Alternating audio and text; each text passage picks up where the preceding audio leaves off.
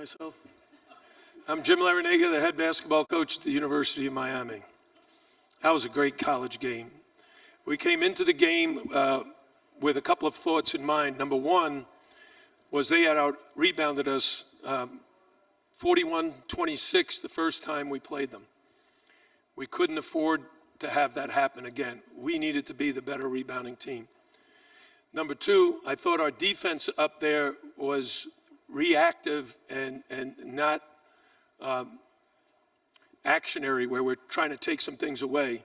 And I thought our defense was much more attentive to detail. I thought we made a couple of ill-advised fouls on some difficult shots they were about to attempt, and then we fouled them, which gave them free throws, and they're number one in the ACC in free throws. At the offensive end, I felt like we needed to make 8 threes or more. We needed Davon, Anthony Lawrence, Bruce Brown, Jaquan Newton, and DJ Vasiljevic, each to hit a couple to get us in that ballpark. It's hard for just one guy to do that. But when you play against that zone, the whole key was for us to get the ball in the middle, and we had a very hard time doing that. So the guys did a great job of sharing it on the perimeter, making some key threes, getting some key stops, and rebounding the ball. We ended up winning the rebound battle 31-26, so great win for us. Questions? On the aisle right here. Kamari, Patrick Stevens with the South Florida Sun-Sentinel today. Just to kind of build off what Jim was saying, they didn't have any second chance points. Just how significant was that, making sure that they didn't get any extra opportunities like that? Yeah, like Coach said, that was part of the game plan. We know Leiden, Robeson, and those guys like to attack the offensive boards, and that was part of our game plan, to stop them and get them off the board. So we did that. But as well as our game plan was to get on the offensive boards as well. So I think that's where we got some extra shots, some extra points. I got fouled a few times and got some free throws. So I think we executed the game plan pretty well. They came back after you guys were up 8 at halftime. What kind of happened during the timeout? And obviously DJ made the threes in that push to push the lead back out a little bit. Well, we've been in these type of positions all season. Early in the season, lack of experience led to us not being able to pull out some of those closer games. But as the season progressed, we've been able to pull out some close games, and we showed that same type of resilience today. And we had DJ hit a couple big ones, and we just stayed poised throughout the stretch. The back row over here to the right. This is questions for Kamari. This is Kara Luck of Black Sports Online.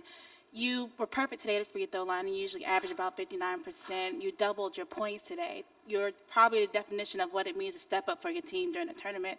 Talk about your performance today and what it means to just be the big winner today. Coming into this game, during practice and everything, we kind of said to ourselves, we're starting a new season, 0-0. Everybody had a fresh head and a clear mind. Just today I came in playing my role, rebounding, staying around the rim, finishing when I can.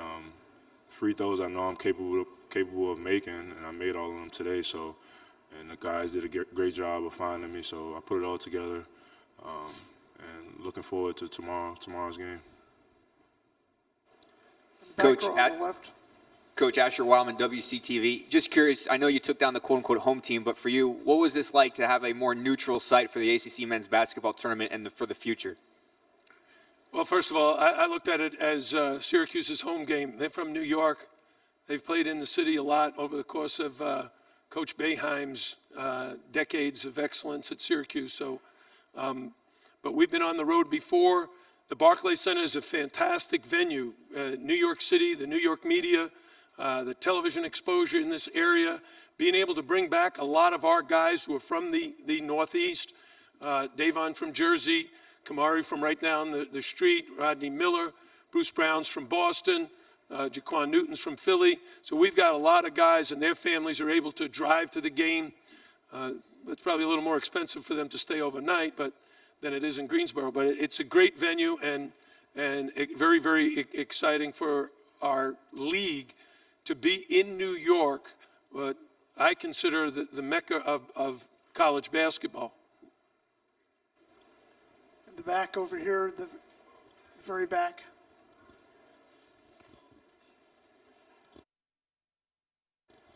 My question is for Coach Larrañaga. You're from the Bronx. How does it feel to get a win in your backyard?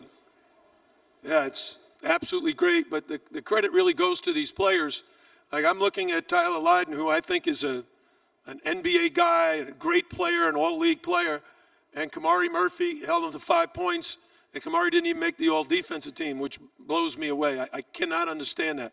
I thought he was the defensive player of the year. But him coming back home to Brooklyn, New York, I think it's a lot more important for him to have a great tournament. And he got off to a great start with a tremendous performance today. On the left, fourth row. Jim, I know you said you felt like you guys were more attentive to a couple details on defense. What were the 2 or 3 things that you were really trying to limit for them? Well, we were trying to keep Andrew White from making all those shots like he did, and maybe that didn't work out so great. But what we really wanted to do was limit their offensive rebounds in case they did miss, and we wanted to change up our defenses a little bit, and we did. We played man-to-man the whole first half. We switched and went to a matchup zone for a good portion of the second half, and then went back to the man-to-man for the closing 3 minutes.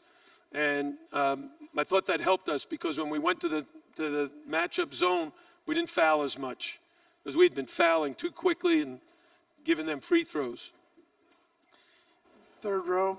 Yes, Mark Berman, Roanoke Times. Davon, what enabled you guys to click from 3 today? Were you getting some good looks, some open looks, some tough looks?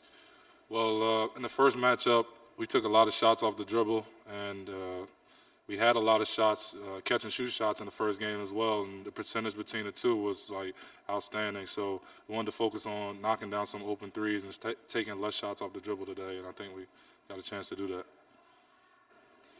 Over here in the back on the right. Yeah, hi, Davon. There was a play toward the end of the game where Tyus Battle drove, missed a dunk, and then you guys came down and scored on a dunk. And can you talk about how important that play was or pivotal that play was toward the end of the game? Well, Coach L always says through practice, don't give up on the play. And there are times when we disagree with what may have happened, and, we just keep playing. So got to give credit to Coach L, and we just did that today, especially on that play. Over here in the back, please identify yourself by name and affiliation. Hello, my name is David Cordova. I'm from the website Dave's Joint. Guys, how tough was it in the second half? First half you were making 3-pointers, but the second half the shots weren't falling. Like, what was the game plan in the second half? It was the same as the first half. We had to keep rebounding. That was the emphasis on the game, was keep rebounding. Definitely stop fouling in the second half. I think they got a lot of points off the free throw line, and I think to continue the offensive rebound and make them guard us as well. Just like the play she was just talking about, we attacked before they got into the zone. We made plays before they got back into the zone, and that was key for us, and we made some threes. So we put it all together. Great win for us. Over here on the right. Mike Waters, Syracuse Post-Standard. Coach Larrañaga, you mentioned Kamari's defense on Tyler Lydon today, but John Gillen struggled too. Were you doing anything special with him, or what was the plan with John? Well, I told our team after the game that Jaquan Newton's performance today was outstanding, and that going into the game, my coaching staff and I had basically determined that if John Gillen has a big night, so does Syracuse, and that it was a challenge for Jaquan Newton to guard him, and I thought he did an amazing job. I thought it was good team defense, but it really started with Jaquan and how hard he played and how often he kept him out of the 3-second lane. Right here near the aisle. Coach, tomorrow you play Carolina, a team that you've already beat. What is your strategy going in tomorrow for the next game? Is that for me? Yes, sir. I'm sorry. Well, we have a list of 7 things we have to do against North Carolina, both defensively and offensively. And we're going to review those 7 things defensively and 7 things offensively with our players tonight. There's no practice. We're not going anywhere and practicing this. So it's more about mental preparation and relying on our skills that we've developed over a long period of time, both offensively and defensively. But we have the utmost respect for Carolina. They won the regular season championship. A lot of people are picking them to win the national championship. So we know we're the underdog, but we like that we've moved on and are in the quarterfinals now. One last question. You're in the back. Yeah, hi, Fred Kerber from New York Post. Kamari, Coach was talking about your defense on line tape. Just what was your approach, and how did it work out for you? We know that he's a three-point shooter. He was one of those stretch fours that rarely run to the rim. He runs to the three-point line, so we had to be aware of that. Middle ball screens, we're trying to show hard and get back to him and kind of force him to put it on the floor, which he's not so comfortable doing compared to shooting. So we had a ball screen game plan, transition game plan, and I think I executed it. The team helped me execute it as well, and you see the results. Coach, thank you.